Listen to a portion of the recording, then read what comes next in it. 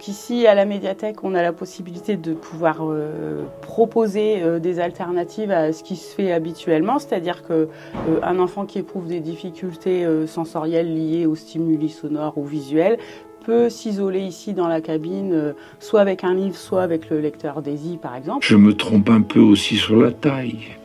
Ici, le Petit Prince est trop grand, là, il est trop petit. J'hésite aussi sur la couleur de son costume. C'est un dispositif qui permet de lire des livres en format Daisy ou en format MP3 ou CD.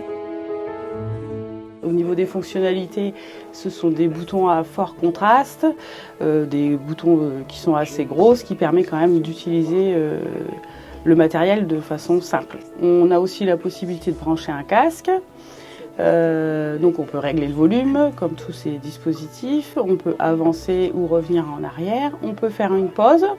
Et l'avantage avec ce matériel, c'est que quand on fait une pause, on n'a pas besoin de revenir où on était, ça reprend exactement à l'endroit où on l'a arrêté. Alors en fait, les modulations de voix, c'est au niveau de la perception de la personne.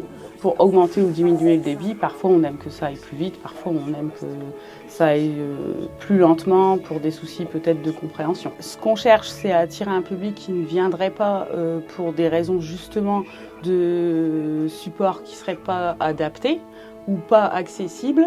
Et surtout, c'est la présence humaine qui va permettre de faire une médiation sur ce type de dispositif. C'est important, par exemple, de proposer à quelqu'un qui a une déficience visuelle des livres en gros caractères, des livres audio. Aujourd'hui, le lecteur Daisy.